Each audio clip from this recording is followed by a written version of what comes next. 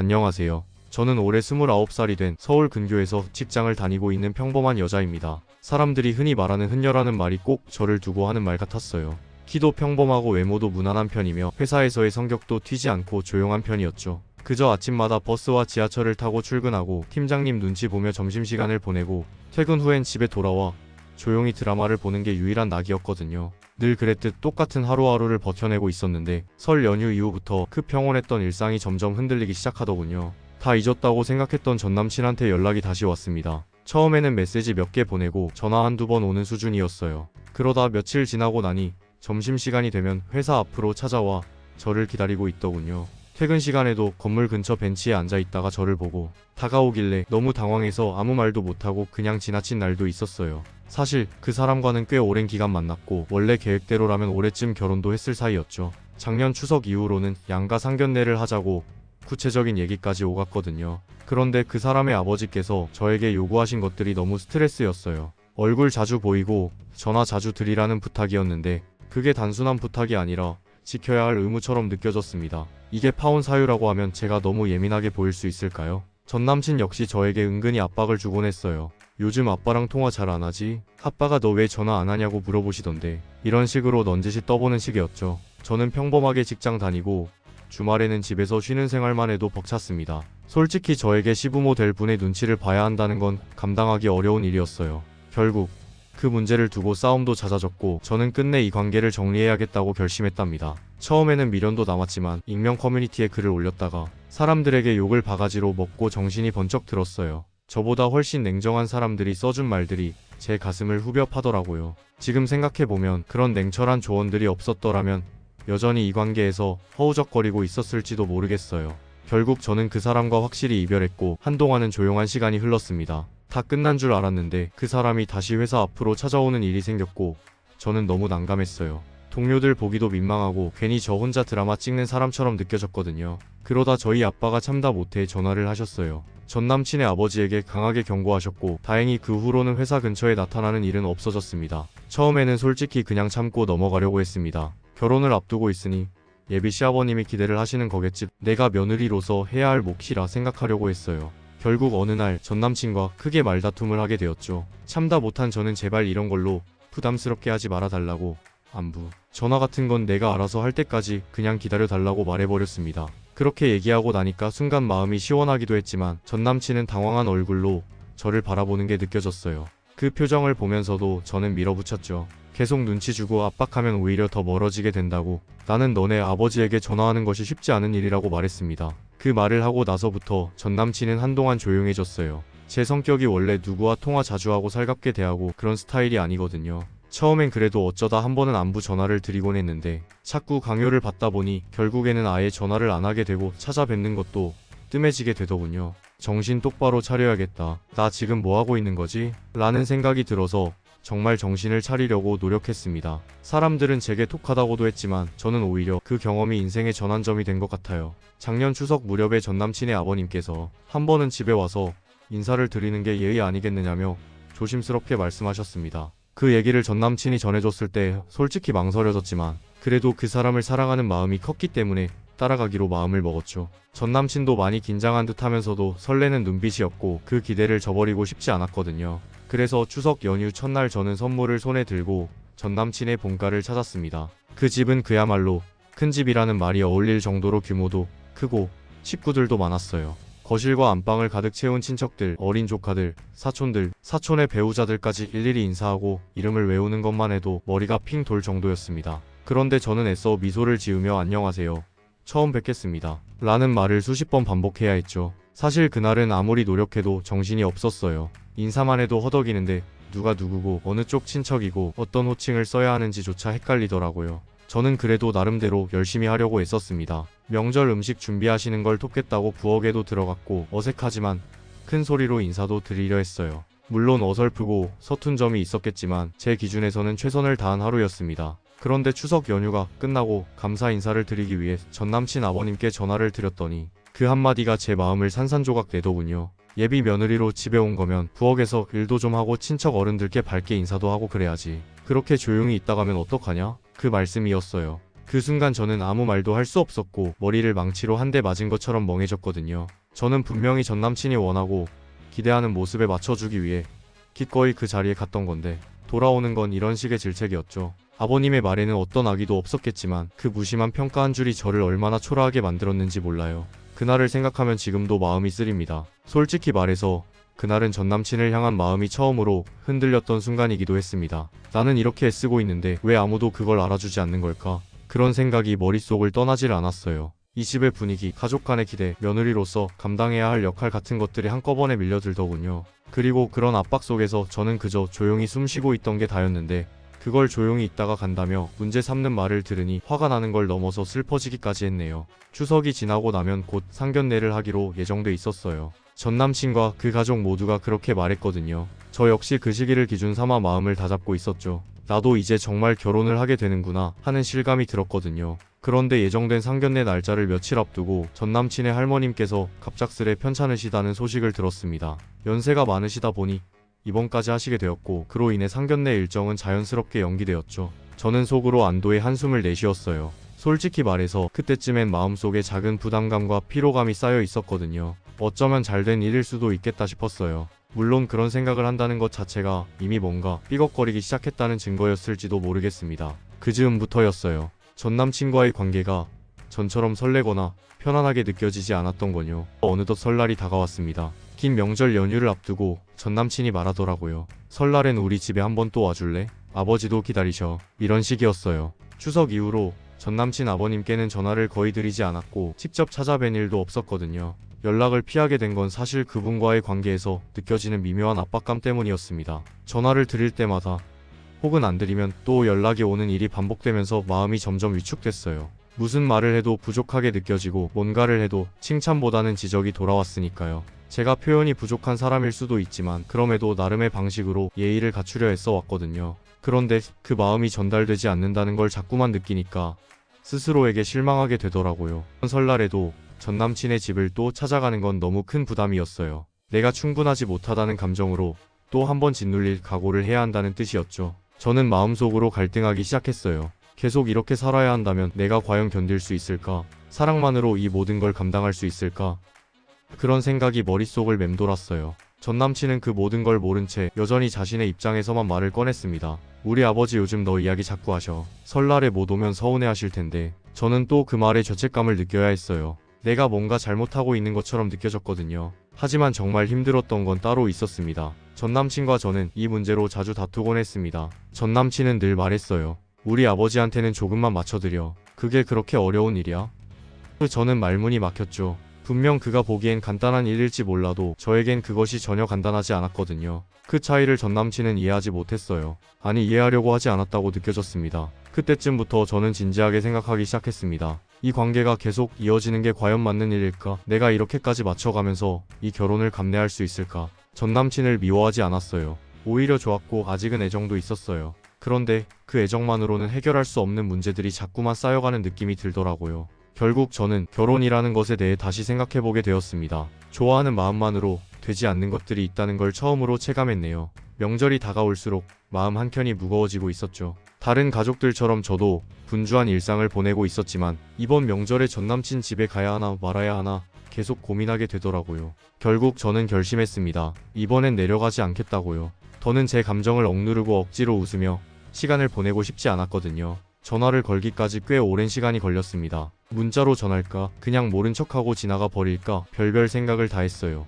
하지만 예의는 지켜야겠다는 생각이 들었어요. 결국 어렵게 통화 버튼을 눌렀습니다. 벨이 울리는 동안 심장이 너무 빨리 뛰더라고요. 전화를 받으신 아버님께 최대한 상냥하게 또 예의 바르게 인사를 드렸습니다. 이번 명절엔 뵙기 어려울 것 같습니다. 일정이 좀 있어서요. 죄송합니다. 그래도 아버님 즐거운 명절 보내세요. 정말 최대한 정중하게 말씀드렸어요. 그런데 아버님께서 한숨 섞인 목소리로 이렇게 말씀하시더군요. 안 그래도 영희한테 너 안 온다고 들었다. 그래서 한 소리 했는데 조만간 오면 너희 둘이 한번 혼나야겠다. 그 말씀을 듣는 순간 손에 들고 있던 휴대폰이 갑자기 너무 무겁게 느껴졌습니다. 저는 순간 아무 말도 못했어요. 화도 났고 당황도 했습니다. 내가 대체 뭘 그렇게 잘못했기에 혼이 나야 한다는 건지 이해할 수 없었거든요. 나름대로 예의를 갖췄고 불참 이유도 최대한 부드럽게 설명드렸는데 돌아오는 말은 혼내겠다는 통보뿐이라니 참고 넘어가야 하나 말아야 하나 마음속에서 수십 번은 갈등했어요. 하지만 결국 저는 참지 못하고 말해버렸습니다. 제가 혼날 일을 한 건 없다고 생각합니다. 이런 말씀 들으면서까지 찾아뵙기는 힘들 것 같아요. 그렇게 말씀드리고는 그대로 전화를 끊었어요. 손이 떨렸습니다. 잠시 후 전남친에게서 바로 전화가 왔어요. 예상했죠. 당연히 아버님께서 바로 말씀하셨을 테니까요. 전남친은 다짜고짜 화를 냈습니다. 아버지가 한 말씀 하시면 듣고 넘어가야지. 어떻게 그런 식으로 말을 해? 그 목소리에서 불쾌감이 가득 묻어나 있더군요. 그 순간 저는 너무 지쳤습니다. 더는 이 문제로 다투고 싶지 않았어요. 그래서 차분하게 말했죠. 나는 더 이상 당신 아버님 때문에 스트레스 받고 싶지 않아. 아무리 어른이라도 이유 없이 혼나야 하는 건 아니잖아. 나도 존중받고 싶어. 전남친은 무언가 변명하려 했지만 저는 그 말조차 듣고 싶지 않았어요. 이 관계가 나를 위해서 만들어진 것이 아니라는 확신이 들었거든요. 나를 맞춰야 하는 사람으로만 보는 이 관계에서 더는 나 자신을 지킬 수 없을 거라는 생각이 들었습니다. 그날 이후 제 마음은 완전히 돌아섰어요. 아직 전남친에 대한 감정이 조금 남아 있었던 건 사실이지만 이젠 더는 붙들고 싶지 않았습니다. 누군가를 사랑하는 마음이 스스로를 갉아먹게 만드는 관계라면 그건 절대 건강한 게 아니라는 걸 뼈저리게 느꼈거든요. 전남친을 만나러 가는 길은 생각보다 훨씬 더 무거웠습니다. 마음속에 쌓인 말들이 많았지만 정작 그를 눈앞에 두면 내가 또 꿀꺽 삼켜버릴까봐 걱정이 됐어요. 그런데도 저는 이번만큼은 참지 않겠다고 그동안 쌓였던 마음을 다 꺼내놓고 말겠다고 다짐했어요. 우리는 조용한 카페 한 구석에 앉았습니다. 전남친은 처음에는 익숙한 얼굴로 환하게 웃으며 말을 걸었지만 제 표정이 심상치 않다는 걸 곧 눈치챘더군요. 분위기가 가라앉아 저는 먼저 말을 꺼냈습니다. 나 오늘은 너한테 하고 싶은 말이 있어서 나온 거야. 그동안 겪었던 일들을 하나하나 꺼내기 시작했습니다. 전남친의 아버님이 했던 말들, 그때마다 제가 느꼈던 모멸감, 위축감, 그리고 그 사이에서 애매한 태도를 보였던 전남친의 행동까지 전부요. 처음엔 말하는 게 참 어려웠어요. 입을 떼는 순간 다시 상처가 생길까봐 두려웠거든요. 하지만 막상 말하기 시작하니 눈물도 나고 억눌렸던 감정이 폭포처럼 쏟아져 나왔습니다. 너 아버님이 내게 하셨던 말들 나는 아직도 생생하게 기억나. 너는 그 자리에 있으면서도 내 편은 한 번도 안 들어줬어. 그때마다 난 혼자였고 제가 그렇게 말하자 전남친은 곧바로 이렇게 말했어요. 내가 잘못했어. 그땐 내가 어쩔 줄 몰라서 그랬어. 앞으로는 절대 너 혼자 그렇게 만들지 않겠다고 약속할게. 아버지도 너한테 부담 주지 않게 할게. 진심으로 미안해. 말은 참 잘했죠. 눈빛도 진지했고 말투도 부드러웠어요. 그런 말을 들으면 누구라도 조금은 마음이 풀릴 수도 있었겠죠. 하지만 이상하게 저는 아무런 위로도 되지 않았습니다. 오히려 더 허무했어요. 왜 이제서야 그런 말을 하는 걸까? 그동안 내 고통을 알면서도 왜 방관했을까? 그 생각밖에 들지 않았거든요. 그 순간 제 머릿속에 스쳐간 건 수없이 반복됐던 상황들이었어요. 아버님이 불쑥 불쾌한 말을 던지고 제가 눈치를 보며 말없이 참으면 전남친은 아버지가 원래 좀 그렇다며 넘겼던 모습들, 제가 참다 못해 이야기하면 그 정도는 그냥 넘겨하던 말들 그랬던 사람이었잖아요. 그런 사람이 하루아침에 변할 수 있을까요? 말 몇 마디로 갑자기 저를 보호해주는 사람으로 바뀔 수 있을까요? 저는 그 말을 들으며 오히려 더 씁쓸했어요. 그날 집으로 돌아오는 길, 마음이 더 복잡해졌습니다. 기대하지 않았는데도 희미하게 기대했던 제 자신이 바보처럼 느껴졌어요. 내가 뭘 그렇게 바랐던 걸까? 그동안 나를 위하긴 했던 걸까? 아니 그냥 내 말이 불편하니까 덜어내려고 했던 건 아닐까? 이런 생각이 머릿속에서 떠나질 않았습니다. 사실 제가 원했던 건 대단한 게 아니었거든요. 제 얘기를 정말 진심으로 듣고 그 말에 책임을 지는 모습을 보고 싶었던 거예요. 하지만 전남친은 그냥 미안하다는 말만 반복할 뿐이었어요. 그동안 얼마나 힘들었겠냐고 말하면서도 정작 지금 내 말을 듣는 그 눈빛엔 공감보다는 당혹감이 더 많아 보였어요. 그건 저만의 착각이 아니었다고 믿고 싶네요. 남친은 제 이야기를 다 듣고 난 후에도 아주 담담하게 자신의 입장을 설명했습니다. 제가 속에 담아왔던 감정을 쏟아낸 그 무거운 분위기 속에서도 그는 정말 놀랍게도 제 기분이나 아픔보다는 자기 아버지가 느꼈다는 서운함에 더 집중하더군요. 제 말이 끝나자마자 곧장 꺼낸 말이 우리 아버지가 많이 서운해하시더라였어요. 그 말이 제 가슴에 바늘처럼 꼭 박혔습니다. 그동안 제가 얼마나 눈치를 보고 마음을 다쳐가며 참고 있었다는 걸 바로 들은 사람이 그런 말을 한다는 게 정말 믿기지 않았어요. 그런데 그보다 더 충격적인 건 그가 제게 이렇게 말했을 때였습니다. 나는 네가 결혼 전에 그렇게 행동하는 걸 보면서 결혼 후에도 똑같이 할 거라고 생각했어. 그래서 내 편을 들어주지 않은 거야. 그 순간 숨이 턱 막히는 느낌이 들었습니다. 순간적으로 온몸이 얼어붙는 것 같았어요. 이 막힌다는 표현, 그게 정확히 그런 감정이겠구나 싶었죠. 제가 전하고 싶었던 모든 감정과 말이 한순간에 무의미해지는 기분이었습니다. 그래서 내 편을 들어주지 않았다고? 그게 지금 할 말이야? 라는 생각이 머릿속에서 쏟아지듯 떠올랐습니다. 그렇게 오랫동안 힘들다고 말해왔는데 그는 그저 결혼 후에도 문제가 생길까 봐서 저를 일부러 외면했다는 식으로 말하더군요. 저는 그 자리에 더 이상 있을 수 없겠다고 느꼈습니다. 억지로 참고 있었던 분노가 한꺼번에 치밀어 올랐어요. 조용한 목소리로 그러나 제 결심을 담아서 이렇게 말했습니다. 그럼 우리의 인연은 여기까지인가 봐. 결혼은 없었던 일로 하자. 이제 정말 끝내자. 제 말을 들은 전남친은 놀란 듯 했지만 곧바로 그게 그렇게 어려운 일이냐며 또다시 저를 설득하려 들었습니다. 자신은 상황을 잘 풀어가고 싶었고 오해가 있었다는 둥, 아버지도 시간이 지나면 달라질 거라는 둥, 회유와 타협을 섞은 말들을 던졌어요. 그런데 그 모든 말이 제겐 그저 머릿속을 어지럽히는 소음처럼만 느껴졌습니다. 내가 얼마나 감정적으로 소모되었는지를 그는 정말 전혀 모르는구나. 여전히 나를 설득의 대상으로만 보고 있구나 하는 생각이 머리를 찌르더군요. 결국 저는 더 이상 이 자리에 있어봤자 의미 없다는 결론을 내렸습니다. 머리가 아팠고 마음도 무거웠고 이 이상은 내 자신을 지키지 못할 것 같았어요. 미안한데 나 머리가 너무 아파서 먼저 일어날게. 조용히 일어나며 말했습니다. 전 남친은 뭔가 더 말을 하려 했지만 저는 듣지 않았습니다. 제 마음은 이미 떠났거든요. 카페 문을 나서며 저는 다시는 이 사람과 같은 대화를 반복하지 않겠다고, 절대로 돌아가지 않겠다고 다짐했어요. 이 모든 게 너무 늦은 깨달음이라는 게 슬프긴 했지만 적어도 저는 이제야 확실하게 정리된 것 같았어요. 더는 시간을 끌면 안 되겠다는 생각이 머릿속에 딱 스쳐 지나갔습니다. 이대로 또다시 질질 끌게 되면 제 마음이 약해질 수도 있고 전 남친이나 그 가족에게 다시 휘둘릴 것 같았어요. 그래서 그날 밤 저는 부모님 두 분께 모두 솔직하게 말씀드렸습니다. 지금까지 있었던 일들, 제가 얼마나 힘들었는지, 그리고 결혼을 없던 일로 하고 싶다는 제 결심까지요. 말을 꺼내는 것 자체가 너무 떨렸지만 아빠와 엄마 앞에서는 더 이상 숨기고 싶지 않았습니다. 말하는 내내 눈물이 멈추지 않았고 엄마는 제 어깨를 감싸 안아주셨어요.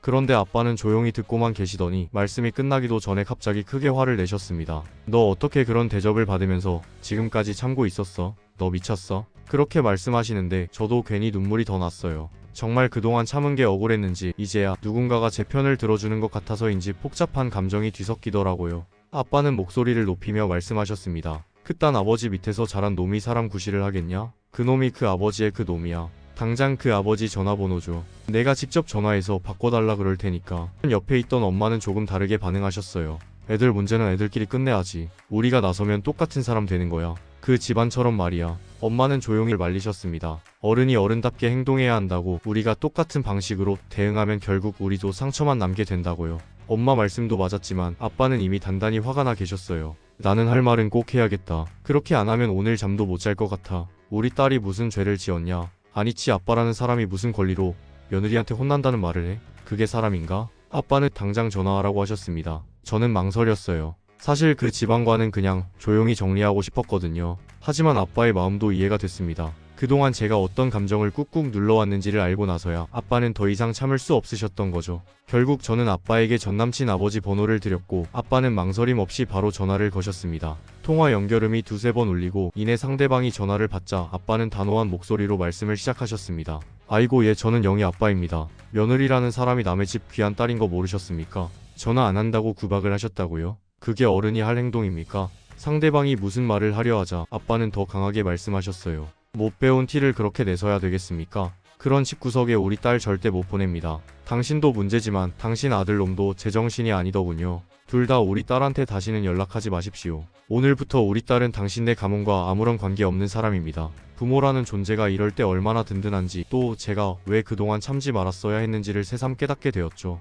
전화가 끝난 뒤 아빠는 제게 아무 말도 하지 않고 조용히 등을 토닥여 주셨습니다. 저는 그 따뜻한 손길에 또다시 눈물이 왈칵 쏟아졌어요. 그날 밤 저는 부모님 덕분에 처음으로 편안하게 잠이 들었습니다. 그리고 시간이 조금 지나서 전 남친에게서 전화가 왔습니다. 저는 받을 생각도 없었고 마침 옆에 계시던 아빠가 휴대폰 화면을 보시더니 아무 말 없이 제 손에서 전화기를 가져가셨습니다. 왜 전화했냐? 내가 분명히 말했지? 다시는 우리 딸한테 연락하지 말라고. 한 번만 더 전화하면 그땐 진짜 가만 안 둔다. 그 말투가 너무 단호해서 옆에 있던 저도 순간 움찔했을 정도였어요. 아빠가 워낙 온화한 성격이시라 그런 톤으로 화내시는 걸 거의 본 적이 없었거든요. 그런데 그날은 정말 다르셨어요. 딸이 상처받은 걸 알고 난 뒤부터는 한치의 망설임도 없이 전남친과 그 아버지를 향해 분노를 표출하셨죠. 그날 밤 아빠가 통화 내용을 녹음해 두셨다는 걸 알게 되었고 저는 호기심 반 긴장 반으로 그 녹음을 들어보았습니다. 그런데 그 녹음 파일을 재생하는 순간 저는 정말 입을 다물 수가 없었어요.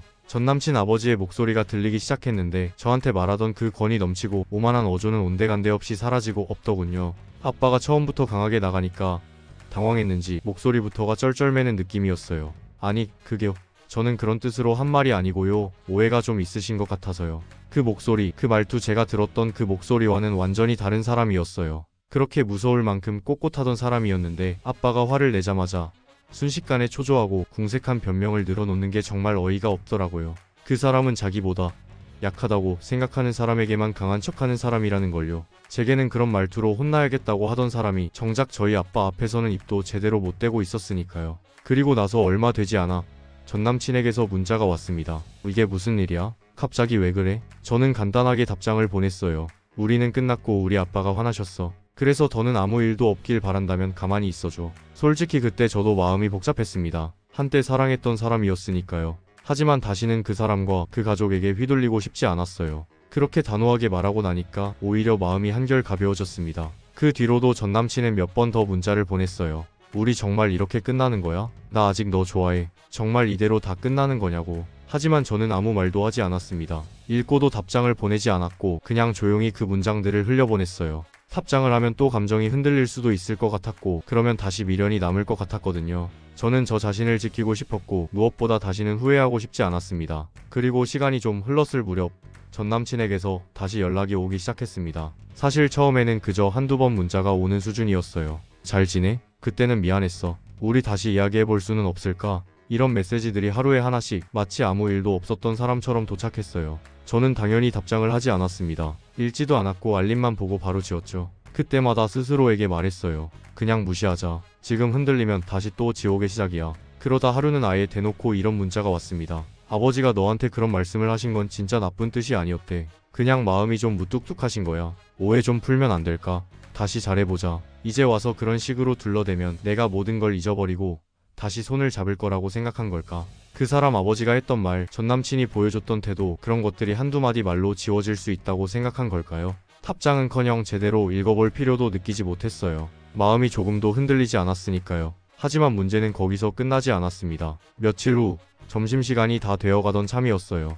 저는 팀원들과 같이 식당에 가려고 나가던 길이었고 가방을 들고 문을 나서는데 갑자기 낯익은 얼굴이 보였어요. 전남친이었습니다. 그는 무슨 자신감인지 회사 앞으로 찾아왔더라고요. 저는 너무 놀라서 발걸음을 멈췄고 그는 웃는 얼굴로 다가왔어요. 잠깐만 얘기 좀 하자. 진짜 잠깐이면 돼. 그 순간 저는 차가운 시선을 그에게 보냈습니다. 여기까지 왜 왔어? 할 얘기 없어. 우리 다 끝났잖아. 그런데 그가 제 말을 듣지 않았어요. 오히려 제 팔을 확 잡아 끌며 다급한 표정으로 말했습니다. 제발 그냥 몇 마디만 하자. 부탁이야. 저는 순간적으로 너무 당황했지만 단호하게 그의 팔을 뿌리쳤습니다. 정말로 본능적으로 튕겨내듯이 마치 본 적 없는 사람을 밀쳐내듯 했어요. 그리고 그를 무시한 채 옆에 있던 동료들에게 말했죠. 우리 가요. 배고파 죽겠네. 다행히도 동료들이 아무 말 없이 저와 함께 발걸음을 옮겨주었습니다. 그 상황이 얼마나 불쾌하고 어색했는지 솔직히 말하면 너무 창피했어요. 왜 내가 이런 민망함을 감당해야 하지? 왜 그 사람이 벌인 일 때문에 내가 해명해야 하고 내가 피해를 감수해야 하는 걸까? 식당까지 가는 길 내내 아무 말도 할 수 없었고 동료들 역시 눈치를 보며 조심스럽게 다른 얘기로 화제를 돌려주었습니다. 며칠이 또 흘렀습니다. 그런데 그날 퇴근 시간이 가까워질 무렵이었죠. 사무실을 나서려던 찰나에 유리문 밖에 낯익은 그림자가 보였습니다. 설마 했는데 아니나 다를까 전남친이 또 거기 서 있더라고요. 가슴이 덜컥 내려앉는 기분이었어요. 분명히 말했잖아요. 그만하자고, 다 끝났다고, 연락하지 말라고. 그런데도 또 회사 앞으로 찾아오다니요. 이번엔 무섭기까지 했습니다. 왜냐면 계속 이렇게 나오면 이게 스토킹이 아닌가 싶었거든요. 처음엔 당황했지만 곧바로 고개를 돌려 택시를 잡았고 말도 섞기 싫어서 그 어떤 대꾸도 없이 차에 올라탔습니다. 전남친이 뭐라고 말했는지 들리지도 않았어요. 창밖을 보며 숨을 몰아쉬었죠. 집에 도착하자마자 저는 아버지와 어머니께 모든 걸 말씀드렸습니다. 회사를 찾아온 것도, 그가 팔을 잡아 끌었던 일도, 그리고 오늘 또 다시 퇴근길에 나타났다는 것도요. 말을 하며 손이 떨렸고 솔직히 말하면 무서웠어요. 사람 마음이라는 게 한번 어긋나고 나면 그 다음엔 어디로 튈지 모르니까요. 그 얘기를 들은 아빠는 얼굴이 벌겋게 달아올랐습니다. 입술을 꾹 다물고는 한참을 말없이 있다가 벌떡 일어나셨죠. 그 놈 안 되겠구나. 지금 당장 걔네 집으로 가자. 그 말에 저는 너무 놀라서 아빠 안 돼요. 진짜 가지 마요. 그 사람도 이제 안 온대요. 그만하겠대요. 이렇게 말렸고 엄마도 여보, 우리까지 그러면 똑같은 사람들 되는 거야. 가서 뭐하게? 하면서 진정시켜 보았지만 아빠는 막무가내였습니다. 아니 그게 지금 말이라고 해? 우리 딸이 어디 가서 이런 취급을 받는데 내가 가만히 있어? 얘가 겁나서 퇴근도 제대로 못하는데 내가 아빠 노릇은 해야지. 결국 아버지는 제게 전남친 집 주소를 말하라고 하셨어요. 제가 망설이자 지금 주소 안 알려주면 내가 직접 회사로 간다 하시길래 울며 겨자 먹기로 주소를 말씀드렸습니다. 그리고는 바로 전남친에게 전화를 거셨어요. 통화는 스피커폰으로 하셨죠. 너네 집 주소 이거 맞냐? 왜 우리 딸 회사 앞으로 기어가? 사람이냐 넌? 내가 지금 너네 집 앞에 찾아가서 똑같이 망신 좀 줘야 정신 차릴래? 전남친은 급하게 말하더군요. 죄송합니다, 아버님. 다시는 안 그러겠습니다. 그러자 아버지는 목소리를 더 높이셨어요. 너 지금 집이야? 아니면 지금 집으로 가. 너네 집에서 보자. 그 말에 전남친은 잠깐 말문이 막힌 듯 하다가 집으로 가겠습니다 하고 대답했어요. 그런데 거기서 끝이 아니었습니다. 아빠는 전남친 아버지에게도 전화를 걸라고 하셨습니다. 번호가 저장되어 있었던지 바로 통화를 시도하셨어요. 자식 교육 그렇게 시킵니까? 며느리는 남의 집 귀한 딸인데 전화 안 한다고 혼낸답시고 그렇게 사람을 구박하면 됩니까? 무슨 시대에 그런 소리를 하고 있어요. 그딴 식으로 아들 교육해놓고 지금 우리 딸이 저런 대접받게 만들고 회사까지 쫓아다니게 만든 게 사람입니까? 당신도 참 못 배운 티를 너무 내는군요. 안 되겠습니다. 다시는 우리 딸한테 연락하지 마세요. 당신네 집 부자 둘 다 또 연락하면 경찰에 신고할 겁니다. 아빠는 통화 도중에도 감정을 억누르지 못했고 말씀 하나하나엔 감정이 실려 있었습니다. 어떻게든 딸을 지키려는 사람의 절박한 분노였고 또 절절한 슬픔이기도 했습니다. 그리고는 딱 끊으셨어요. 다 끝났어. 이제 진짜 끝난 거야. 걱정 마. 다시는 그놈들 우리 앞에 얼씬도 못할 거야. 그 말에 저는 정말 오래도록 말없이 앉아만 있었습니다. 고맙고 또 미안하고 무엇보다 그제야 진짜 끝났다는 실감이 났거든요. 그날 밤 저는 정말 오랜만에 깊은 잠에 빠져들 수 있었습니다. 시간이 흐르고 나니 어느새 2주가 훌쩍 지나 있었습니다. 놀랍게도 그동안 전남친에게서는 단 한 통의 문자도 회사 앞에 나타나는 일도 전혀 없었어요. 불과 몇 주 전까지만 해도 제 삶을 이토록 흔들어 놓던 사람이었는데 그 흔적이 말끔히 지워진 것 같은 느낌이 들었습니다. 그제야 진심으로 끝났다는 걸 실감했어요. 마음속 어딘가에 남아있던 미련도 혼란도 두려움도 서서히 가라앉고 있었죠. 그런데 아이러니하게도 그 조용함 속에서 저는 제일 먼저 부모님 생각이 났습니다. 나 때문에 마음 고생하셨던 우리 엄마, 특히 아빠에게 죄송한 마음이 밀려오더라고요. 단순히 연애가 끝났다는 감정보다 자식으로서 부모님 마음을 헤아리지 못하고 속 썩이게 했다는 후회가 훨씬 크게 남았어요. 나 하나 잘못된 사람 만나서 부모님이 그렇게 화내시고 상처받게 만든 거 지금 생각해도 마음 한 구석이 시리게 아픕니다. 솔직히 말해서 지금도 궁금합니다. 몇 번 뵙지도 않은 예비 며느리에게 그렇게 애교 섞인 전화와 자주 얼굴을 비추는 걸 당연하게 요구하던 전남친 아버지는 도대체 무슨 생각이었을까요?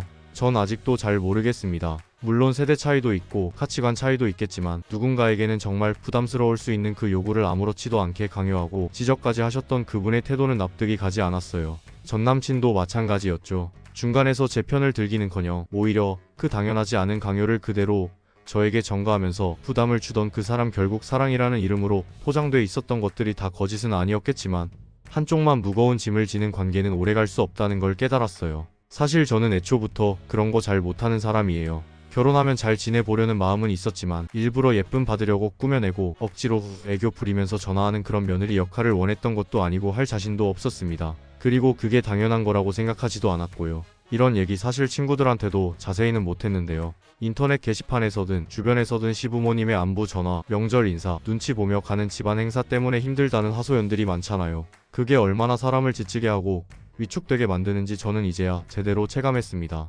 만약 제가 그 사람과 결혼을 했다면 아마 저는 평생 며느리답게라는 말에 눌려 살았을지도 몰라요. 감정이 상해도 표현 못하고 억울해도 참고 또 참아야만 했겠죠. 하지만 저는 그렇게 살고 싶지 않았습니다. 아니, 이제는 절대로 그러지 않을 겁니다. 제가 어떤 사람인지, 무엇을 견딜 수 있고 무엇은 아닌지 명확하게 알게 되었거든요. 연애 한번, 결혼 직전까지 갔다가 끝난 일이었지만 저를 한층 더 성숙하게 만든 시간이었어요. 아마도 제 인생에서 두고두고 잘 끊었다고 기억하게 될 이별이겠죠. 저 자신을 잃지 않기 위해서, 그리고 나를 정말 이해해줄 수 있는 사람을 만나기 위해서 말이에요. 읽어주셔서 감사합니다. 그리고 그동안 저와 같은 고민을 하셨던 모든 분들, 부디 나 자신을 지키는 선택을 주저하지 마세요. 우리가 겪는 감정은 절대 사소하지 않습니다. 그 감정을 존중하는 것부터가 결국 더 나은 사람을 만나는 첫걸음이 될 거예요.